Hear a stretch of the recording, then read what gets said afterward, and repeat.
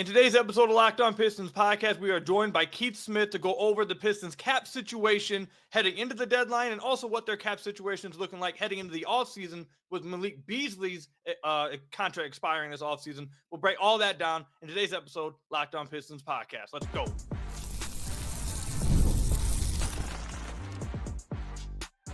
You are Locked On Pistons, your daily Detroit Pistons podcast, part of the Locked On Podcast Network. Your team every day. What's the deal? Welcome back to another episode of the Locked On Pistons podcast. Per usual, I'm your host, Ku Khahil. You can find me over on Twitter at Ku Khahil. I want to thank you guys for making Locked On Pistons your first listen of every single day. We are free and available on all your podcast platforms. If you haven't already, head to the YouTube channel at Locked On Pistons. Hit that subscribe button. We are now 500 subscribers away from 10,000 subscribers. That's the goal by the end of this season. We've been moving fast over the last few weeks, so help me get there. Hit that subscribe button if you haven't already, or you can leave us a 5-star review, whatever podcast platform you're listening to this on. And today's episode is brought to you by Prize Picks. Now's the perfect time to join. Download the app today and use code LOCKEDONNBA to get $50 instantly when you play your first $5 lineup. That's right, no need to win to get the bonus. It's guaranteed with Prize Picks. Run your game. So on today's episode, we are joined by friend of the podcast, Keith Smith. He comes on, it feels like almost every offseason so far, to help us talk about the cap situation, what's going on with the Pistons. Obviously, you can follow him over on Keith Smith NBA. Obviously, you can find his work at Spotrac. Everyone knows who Keith is. Keith, thank you for coming on the podcast. I appreciate it. How are you doing today? I'm doing good, man. Thanks for having me. Yeah, there tends to be 2 times a year I make the rounds with everybody. It's usually in June, leading up to the off season, and then sometime in January, early February, leading up to the trade deadline. But it's good, man. I know where my lane is, and I try to stay in it. I appreciate it. Everyone who listens to it appreciates you coming on, helping us out here as well. But let's go ahead and talk about the Pistons heading into the deadline. So I'm going to I have somewhat of an understanding, but for all the listeners who may not understand it all, I'm going to try to just act like I don't know anything and just ask you to explain all of it. So for some reason, over the last few weeks, we've seen multiple reporters, whether it be Mark Stein, whether it be Brian Windhorst, etc., talk about how Bobby Marks as well, talk about the Pistons are one of the most interesting teams to watch at the deadline. Apparently, a lot of NBA teams are watching them at the deadline. Why is that?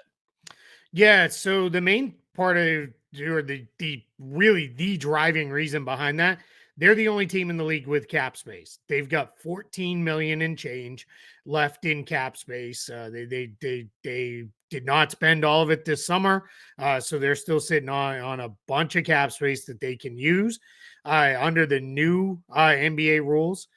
Teams can't sit on 30, 40 million in cap space like they used to be able to. And then every year you'd have 2-3 teams that had a ton of cap space, and they were basically acting as way stations for teams to offload bad money to and all of that.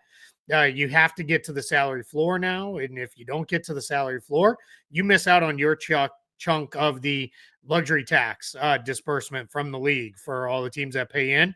And that's a lot of money. And a lot of owners are like, yeah, we're not missing out on that. Get to the salary floor. I want my check from the league. And that's going to be, well into the tens of millions of dollars this year. So for, go ahead. No, go ahead. Finish up. So for Detroit, sitting on 14 million, they started out, if we go back, let's call it a month or so ago, they were probably everybody's favorite team as the third team in. I can tell you because we have a trade machine on Spotrac that people use quite a bit. And when people use that, we can track which teams they're using. And in 3-team trade constructions, Detroit is the number 1 team in those 3-team trade constructions because of that 14 million in space. If there's a contract somebody doesn't really want and you just need to have the guy in a deal to make it work, people are like, send them off to the Pistons into that space and they'll go. What's changed in the last month is now no longer the Pistons a lock to be, hey, just give us your as I like to say, you're tired, you're hungry, you're poor, your bad contracts, along with a second round pick, and we're good.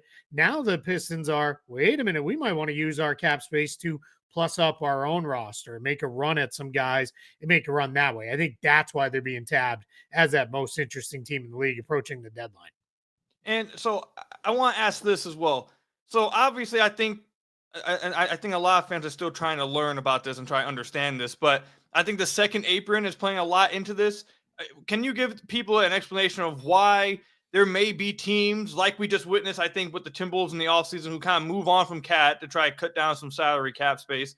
Can you explain to the listeners why there may be some good teams that try to offload some contracts to the Pistons, and how maybe the Pistons could take advantage of that for their own gain? Yeah, so it's always existed that teams, if they're like just into the luxury tax, will do what they can to get out of it, just because it makes them why pay the tax if you don't have to, because that's the other way you miss out on the tax disbursement from the league. If you're a tax team, you're obviously not getting tax money from everybody else. So teams like Boston was a great example of this for a number of years. They'd be like 2 million into the tax. So it's, hey, we're going to move on from, these couple guys at the end of the bench, and we'll replace them later when we can safely get out of the tax. That still exists. But now what you've seen with these aprons, both the first apron and the second apron, they come with so many heavy restrictions on teams that it can be really tough for them to do any kind of real business. So what we're seeing is, and getting reports of, is, hey, we need to get off a little bit of money here. We need to get out of the apron. Like the Milwaukee Bucks are a great example. They are about 4.5 million or so into the second, above the second apron. So what they could do is they could shed one contract. Everybody loves to use Pat Connaughton as the example, so I'll use it too. If you get off that contract, you're out of the second apron, and that removes some of those restrictions. Then they could aggregate two players together. They could make trades a little bit easier than you could otherwise. The same thing exists with like a first apron team.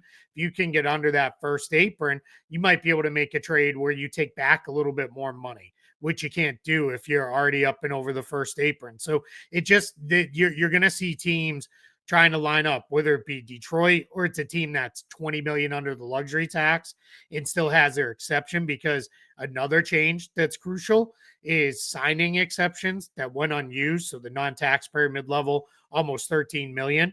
Teams can now use that like a trade exception. That's a new thing. So you could do that this year, which you couldn't do before. So you're going to see those teams be active. In a way you benefit from that is, let's just use the Bucks and Pat Connaughton, because I already used it. The Bucks are like, we got to get off Pat Connaughton's contract. They can shop him to the Pistons using cap space, or a bunch of these teams that maybe have their unused non-taxpayer mid-level, say, hey, to get off of the 9 million he's owed this year, 9 million he's owed next year, can we give you a couple second round picks, maybe 3 second rounders, whatever it takes to get off that money, to free up the ability for them to make some moves. And that's where you benefit from. Now for Detroit, there's a second wrinkle to it. If teams are like, we're not looking to necessarily dump bad money, but we've got a player who just not going to fit with us because we're doing something different or whatever, but they're a good player, Detroit might be able to come in and say, hey, we're the only team with cap space. We've got 14 million. If this guy, even makes up to 20, the Pistons can say, hey, by, throwing player X in the deal too, combined with our cap space, we could trade for this guy. Let's make it happen and go forward that way. And that's a way, instead of just the traditional, we'll take on some draft assets or young players for eating a bad contract, they may be able to jump in and steal a player who can actually play by being that third teammate. So let me ask you this: let's go the route of the Pistons decide we want to take on a contract for picks or second round picks, or just, I don't want to say straight up a salary dump, but to try acquire assets.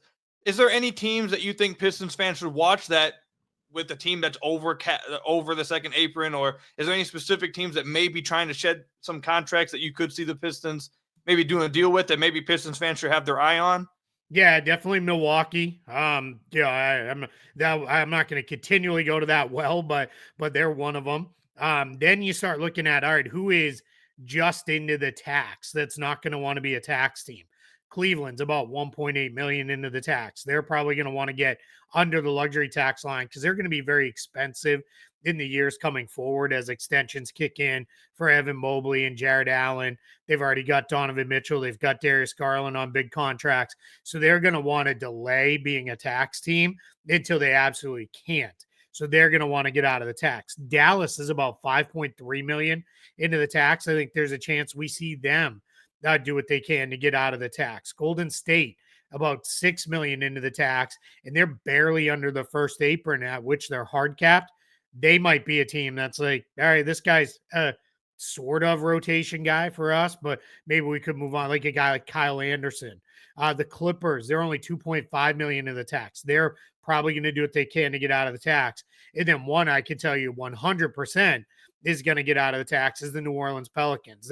They're probably going to get really close anyway, but they're going to want to be able to get out of the tax and clear enough room to convert and sign Brandon Boston Jr., who's played really well for them on a two-way contract. So those are the teams you start kind of looking at. And then two other teams that are kind of interesting. One is the Denver Nuggets. They're about 5.6 million into the first apron. They might want to get off a contract just to free up, much like we talked about with the Bucks, be able to free up some ability to make some other moves down the line. So those are the teams that I'd be kind of keeping an eye on. Those teams. And then what you want to do is look for contracts that are within about the range of the amounts I said they're over, or maybe even a little bit more. And that's where you start looking to say, all right, they want to get out of that money because they're trying to avoid the tax, free up flexibility, whatever it may be. And then those are the contracts you start thinking about. All right, what would it take for us to take that deal on as a salary dump? Basketball season is heating up, but there's no better way to get on real money action while watching your favorite NBA stars than with Prize Picks. Whether you're a diehard fan or just love friendly competition, Prize Picks makes it easy and fun to turn your basketball knowledge into cash. Here's how it works. You pick more or less on at least 2 players for a shot to win up 1,000 times your cash. Think LeBron's going to drop 30 points, or maybe Luka's going to get more than 8 assists. Prize Picks lets you make your predictions and put your money where your mouth is in just 60 seconds. Now is the perfect time to join. You can download the app today, and you can use code LOCKEDONNBA to get $50 instantly when you play your first $5 lineup. That's right, no need to win to get the bonus. It's guaranteed. Again, download the app today and use code LOCKEDONNBA to get $50 instantly when you play your first $5 lineup without needing to win to get the bonus. That was Prize Picks. Run your game. So let's go in the other direction then. Let's say the Pistons do go the route of, like you said, oh, we're 21-20. K's playing this well. We might want to use this cap space instead of just taking on a salary dump. We might be able to get into a 3-team deal where we actually get an impact player. One of the examples I've used in the podcast of like someone who I don't think would be an impact player for the Pistons that you mentioned, like the Nuggets. I know they're trying to get off of Zeke Naji. I don't think that's someone the Pistons would expect to really impact them. Really, that would be more of like a salary dump. Yeah. Are there any teams or players that you think Pistons fans should really pay attention to that the Pistons could be swooping in to pick up that could actually help their team? A team that you mentioned, actually, I think is interesting, is the Pelicans. What teams are you looking at in that regard? Yeah, so let's start with the Pelicans because they've clearly been shopping Brandon Ingram all year, and that Brandon Ingram, let's be very clear, does not fit into the 14 million in cap space. Something would have to, another player or two would have to go out from Detroit's side, but you could see a world, I think, where hey, we got Brandon Ingram and he can really help us, and that becomes he helps the Pistons because he gives them just another scorer, another on-ball creator, and the Pelicans achieve their goal of 1, trading Brandon Ingram, and 2, that would clear them, almost no matter what they did with Detroit, because there'd be about a 14 million imbalance. They get well out of the tax range. So that's a spot I would look at there. Whatever happens with the Miami Heat and Jimmy Butler, I'm pretty sure Detroit's already been circled as, can you help? And that could be a big thing. Like, all right, let's go get, player X from a team as the third team in. If Butler's being traded somewhere, I know a lot of people the other day when it kind of the news that initially broke that Butler maybe didn't want to go to Milwaukee, then I think there was more credible reporting that, hey, he hasn't told the Bucks that. So when that news broke, there were a lot of people, because I was seeing them all over social media and getting tagged in quite a few too, where it was Pistons, Heat, and Bucks 3-team trades where Detroit is getting, a lot of times it was just Pat Connaughton, but other people were getting even more creative with bigger trades and things like that. So those, I think, would be the teams you're kind of looking at in like a 3-team type of construction.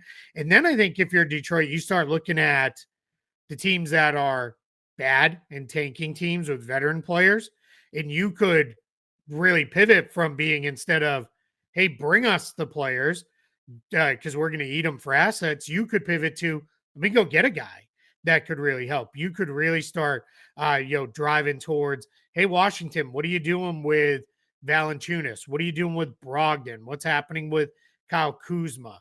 I've even heard some people say, hey, Jordan Poole's playing a lot better. Could we get involved in something like that? And those are all things that are open to the Pistons. I hesitate to ever say easily, because making a trade is never easy, but it's more easy for them because of that 14 million in cap space than it is for a lot of other teams to make a deal like that, because they're not going to have to insist on, we have to take back this contract too. They're in a spot where they can kind of go out there and say, hey, we want to get this done and buy it. And then the last thing I'll just kind of throw out there, if they start to feel real confident of, we think we're going to make the playoffs, then you can feel a little bit better about saying, maybe if it's the right move for absolutely a guy who can be part of the future, you can feel confident in saying, hey, we'll trade a first round pick down the line, because a team might be like, man, I don't want to wait another 3 years for this pick to resolve because there's all these protections on it. If it was, all right, we think, yeah, you're going to be a playoff team, you're going to convey the pick to Minnesota today, then it might feel like, all right, yeah, let's jump in and we can get involved, because that pick now, we can get a pick 2 years from now from you, or something like that, or at least a little bit further down the line. So that's an option that is a little bit more open to them today than would have been previous, because previously too, as you're building up, the last thing you're doing is committing any first round capital. You're going to hang on to those picks. Now I think they can feel a little more confident, but again, it would have to be the exact right fit, the guy who's going to be there and be part of the team for the next 3-4 seasons, versus just, hey, help us make a playoff run. So 2 questions lastly, and then we'll move on to some Malik Beasley offseason stuff. The next question I have is, and it probably is, I don't know if it's a quick answer, but how valuable is it, the Pistons' ability to, if they were to send back a contract that's expiring, just how valuable is that for teams? Or like, I know a lot of people think, okay, you gotta include this pick, you gotta include that pick, but how valuable is it for the Pistons to be able to say, hey, we can just give you salary cap relief? Is that valuable enough to swing things? It can be. It really, that is very team dependent. And it depends on where they're going. So, for example, if they wanted to get involved on Cam Johnson from Brooklyn, Brooklyn wants expiring contracts because they don't want long-term money on their books. So they're more interested in, all right, they trade like that. It's, let's start with, it's probably going to cost you Tim Hardaway Jr. just from the salary matching standpoint, without getting kind of silly about it with, hey, here's 5 guys for, him. Then that, I think him and his contract would have interest to Brooklyn because of the expiring nature.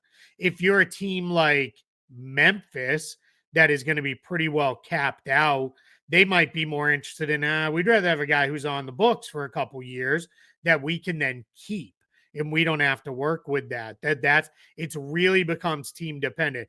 What we're not seeing right now outside of the Nets, we're not in a position, and this will swing back eventually, but we're not there right now. It used to be for years and years and years, there was like this race to get expiring deals, because you'd have 4 or 5 teams every summer lining up for major cap space because they wanted to chase all these free agents. Excuse me. I promise I'm not getting upset about the death of free agency. It's just kind of how it is. But because so many guys extend now, we rarely see those real impact free agents hit the market the way we used to. So teams aren't as focused on, I got to get to, double max space and all that other stuff that we used to hear about in the past. That'll swing back eventually, because eventually guys will say, I want to take my chances in free agency, and the cap growth will be so much that they're not going to want to lock in and all the stuff that happens with that. But for now, that's kind of where we're at. So expiring contracts always have value.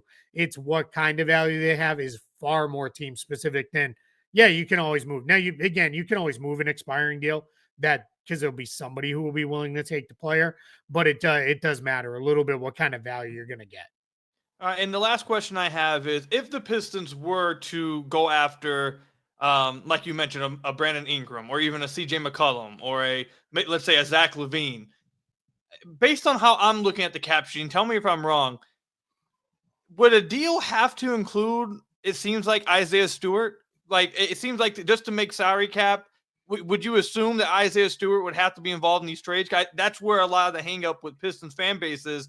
Yeah, we'd like to go after these guys, but do we really want to move on from Stu? And from my point of view, it looks like if you were to go after, if they were to take the route of we don't want to just take on a contract, we want to go get a guy. It seems like Stu and his contract would have to be involved. Am I correct or wrong there?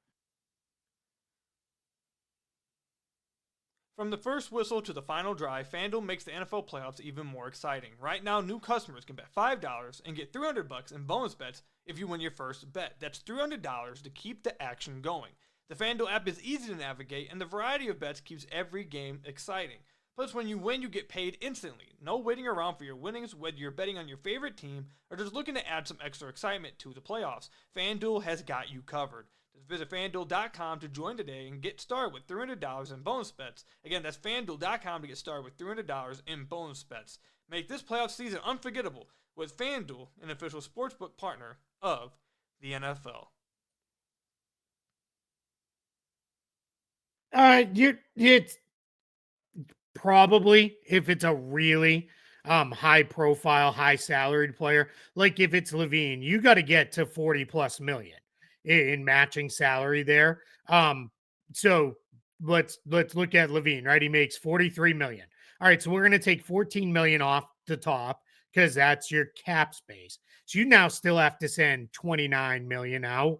Well, if you're the Pistons, can you get there? Yeah, obviously you could get there. I mean, that's Tobias Harrison, another contract, but that's probably not going to be the way it goes.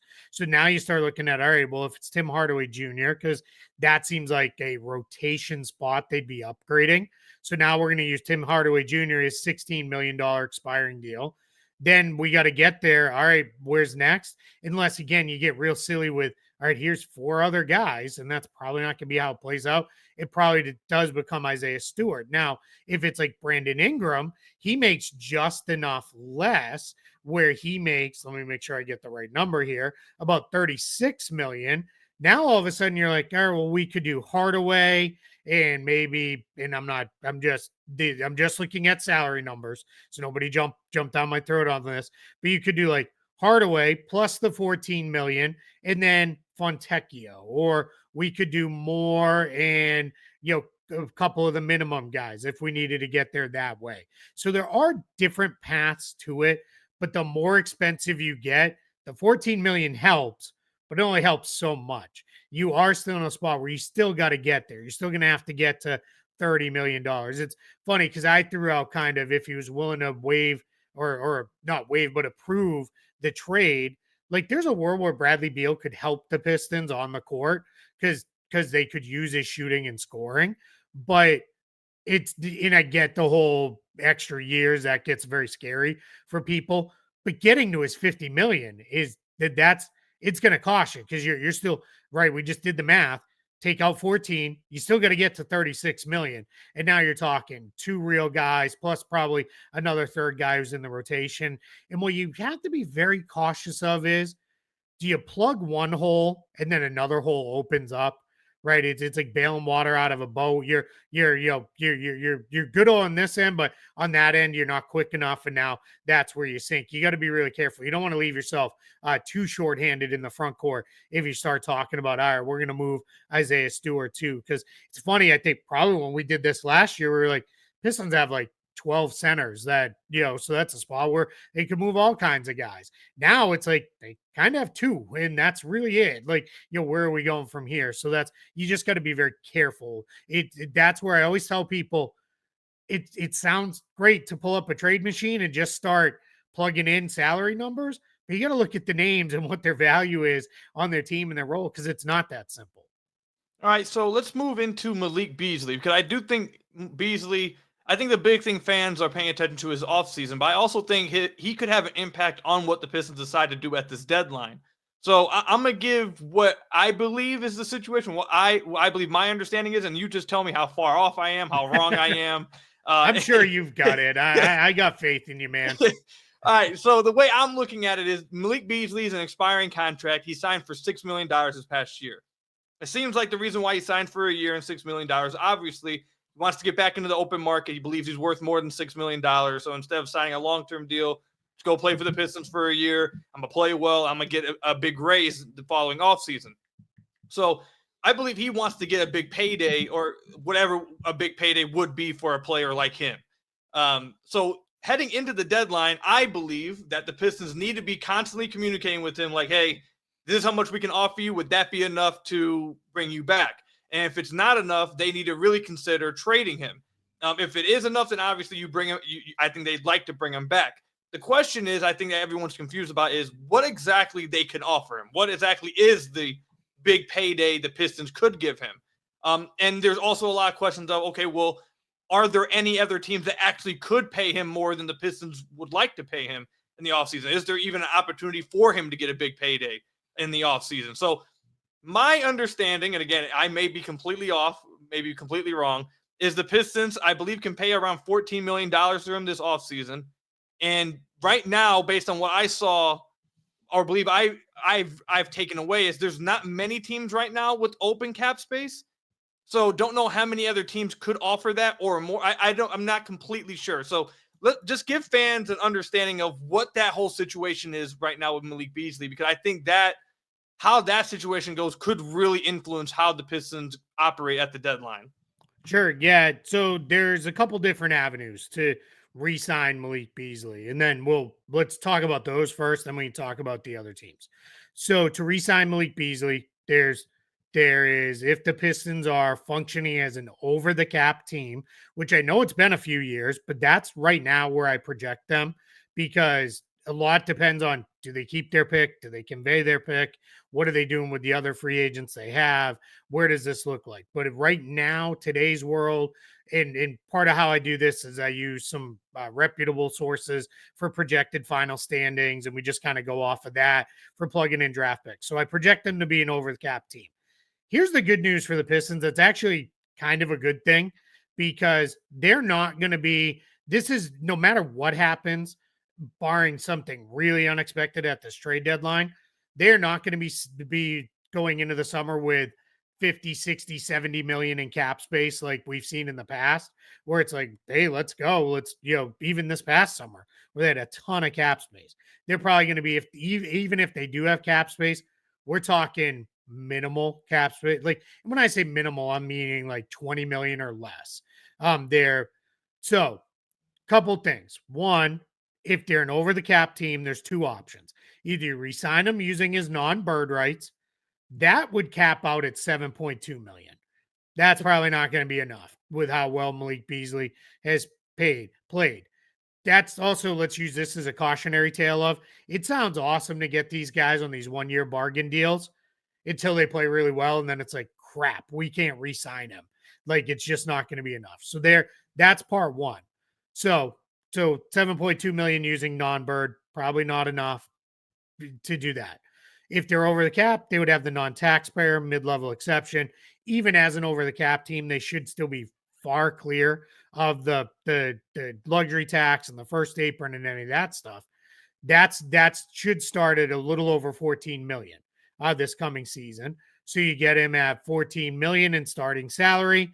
That runs out for up to 4 years. You feel pretty good about that one. That's probably in the range. The other option would be, let's say they do get 20 million in cap space. You could give it all to him and say 20 million goes to you and off we go. And that's how we're going to do this. That would be the single easiest way to beat any offer he gets, because here's the important part. Here's where we bring in other teams. The max other teams that don't have cap space would be able to pay him is 14 million. It'd be the same as the Pistons using the non-taxpayer mid-level exception. So you're in a spot where, all right, why would he leave if he's happy here and we can give him 14 million and I don't know that the Atlanta Hawks can give him 14 million? Wouldn't he rather just stay here? Right. And that becomes, I don't know what Malik Beasley's happiness level is and desire where he wants to live is, but the money would be the same. The other piece, as you go further into this, is the cap space teams. As it stands today, I project two teams to have cap space. One is the Brooklyn Nets, who have a crap ton of space. They're going to have somewhere between 50 and probably 70 and maybe even more if they get rid of a couple more of their guys for expiring deals. So they're going to have a ton of cap space, but they're basically going to be what the Pistons were last year, minus they don't even have their Cade Cunningham yet. They're hoping to get their version of him, meaning franchise player, in the draft, but they don't have that guy yet. The only other team with cap space is Washington.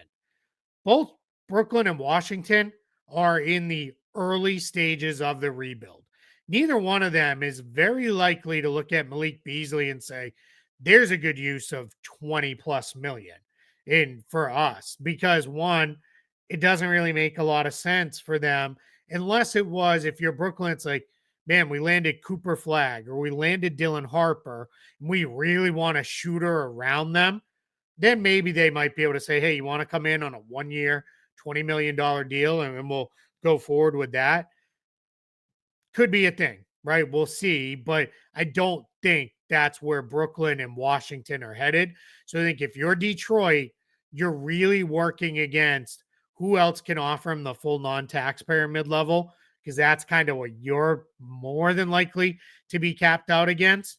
And then if, like you said, if you have cap space, then you can start playing a little bit more with that to keep him. I would say they're in a pretty good place to keep him, but you're not getting him on the sweetheart deal you had him on last year. He's not coming back for $7.2 million, especially when, if Detroit was in the place and they're not, they're like, hey, actually, we want to trade him.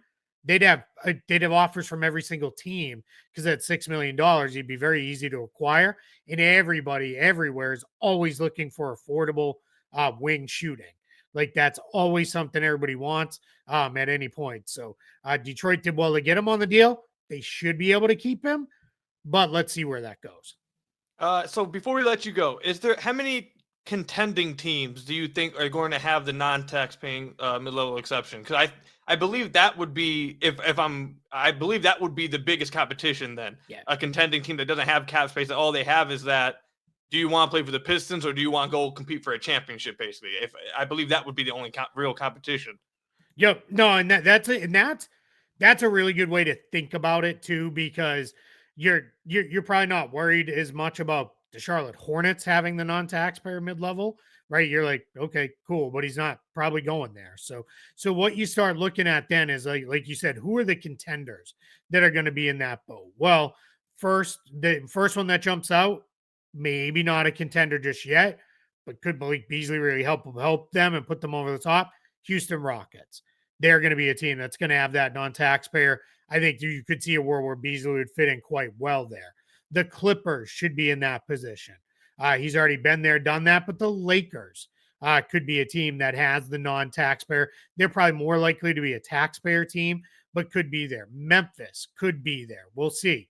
New Orleans, as they kind of recreate, but they might be kind of far off. Let's see what they do the rest of the way here. The one that's kind of the boogeyman for everybody is Oklahoma City. They have wonderful cap flexibility for at least a couple more years. So they're going to be a team that's going to be in the mix. And then one that I think is kind of sneaky that I think people need to be very conscious of is San Antonio. They're going to be in a position, and I think a lot of guys would look and say, boy, I like the idea of going and playing with Victor Wembanyama for a few years. Like, they're going to, by the time I'm in my second or maybe my third year, we're probably title contenders if they continue to do things right around how good he is. So that's probably a rough list of the teams you're looking at from Malik Beasley. But at that point, if you're Detroit, this is why I've seen kind of, it's so funny to see Pistons fans going through it right now in a fun way versus the going through it in like, God, I hate everything about the sport of basketball way. I like watching them. It's like, I'm sure you live it more than I do, like kind of why are we going to be a playoff team? This draft is so good. I want our pick versus, no, let's be a playoff team and show guys like we're winning and all this stuff. I think in the specific case of Malik Beasley, playing really meaningful games, maybe getting into the play-in tournament, which, to be honest, by the day looks more and more and more likely, because not exactly sure who's jumping up from behind to snatch that away from them. But just playing those meaningful games, I think if you're Malik Beasley, that becomes your selling point, right? Hey, we're going to take care of you basically the same amount anybody else can, if not more, because maybe they'll have cap space. And look at what you helped do here. And look what we'll continue to do as we go forward. That becomes your big selling point if you're trying to keep him. All right, we'll see what happens. I think Malik Beasley, what they decide to do there, I think that whole situation is going to have a big impact on what they want to do at the deadline. I want to ask you a fun question, then we'll wrap up. Sure, let's do it. If you had to predict what you think the Pistons end up doing at the deadline, because there's a lot, like I said, all of a sudden, a month ago, it was they're just going to take a salary dump. Now I'm listening to Brian Windhorst and the Hoop Collective talk about they may go get a guy. And then I'm reading Mark Stein talking about maybe they're interested in this dude. Then I'm hearing exactly like, where do you think it does? And we're not going to hold you to it, Pistons fans, everyone calm down. But but if you just had to take a fun guess, where do you think the Pistons end up going at the deadline? Because I think they have to make some move. They're going to do something. But where do you think they end up going? Yeah, I'll start with that. You can't just sit on 14 million in cap space. That would be like just a slap in the face to everybody. One way or the other, either do salary dumps and continue to collect assets and be like, hey, we can do a salary dump because we're fine with what we're putting on the floor every night. We're not ready to go all in and get a guy. Or you got to do that or go get guys. I'm going to kind of split the difference. I think they're going to get a helpful player or maybe two using cap space and maybe a contract going out. I don't think they're going to do the big time move. Like, I don't think it's going to be Ingram or Levine. I think that's maybe more of a, let's have that conversation after this season. We see how did it go for us down the stretch? Did we get into the playoffs? What did the playoff series look like? Playing meaningful basketball down the stretch will really kind of tell them, all right, this is what we really need. Because this is no knock on the Pistons because they've done wonderful, but teams are now starting to take them a lot more seriously.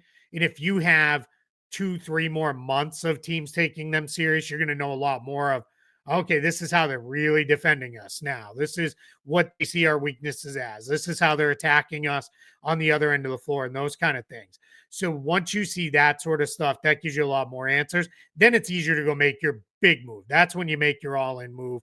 You'll probably have a lot more clarity on the draft pick by that point too. What does our future draft pick situation look like? So for that reason, I think they might split the difference a little bit. And it's, let's get a couple guys. And it might be guys where for their current team, the salary's a little like not great for them, but it's not bad. In Detroit's going to be like, actually, that guy can fill a rotation role for us. Like, I'm going to go back to it. I said I wouldn't, but I am going to go back to it one more time. The Pat Connaughton thing makes some level of sense for me because I think for Detroit, there's two parts, right? You're going to get assets to take on that contract. So that fills that role. But I also think he could help a little bit. He can still shoot and play a little. And I think what that would do is that does give them a little bit of cover as the Malik Beasley and Tim Hardaway Jr. situations play themselves out. Because you'd have him next year on what's a very reasonable contract, like $10 million. Like, that's fine. And if it's not great, fine. You throw him in another trade and move him on. You're not going to get stuck with that. Whereas if you went out and if you traded for Bradley Beal somehow as the third team in a Jimmy Butler trade, you might get stuck with that. And if that falls apart, now all of a sudden it's like, and that's like the old Pistons move would have been like, hey, we got this money. We got this. Let's go get Bradley Beal. And everybody would have been like, oh, well, that's going to go poorly.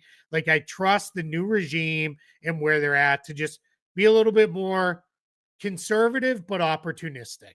And that's how I think this will play out. All right, we'll see what happens. Keith, thank you for coming on the podcast, man. I really appreciate it. I think everyone appreciates getting your insight and understanding exactly where the Pistons are at heading to the deadline. I think that your last point about how they start to defend them once they start taking them more serious, I think it's a really big one, especially coming off this Pacers game. I think teams are going to start to realize Pistons don't really got anyone else that can dribble besides Cade. They don't really got anyone else that can create off the dribble. We're just going to send two bodies at him and force someone else. And that's what Indiana did, and they really roughed up the Pistons. So I'm interested to see how the next few weeks go. I think that might be a defensive game plan you start to see more often. But again, thank you, Keith, for coming on the podcast, man. You guys can find him over on Twitter at Keith Smith NBA. I want to thank you guys for making Locked On Pistons your first listen of every single day. We're free to available on all your podcast platforms. If you haven't already, head to the YouTube channel at Locked On Pistons. Hit that subscribe button or leave us a 5-star review. whatever podcast platform you're listening to this on. And until next time, I'll see you guys later. Stay safe out there. Till next time, peace out.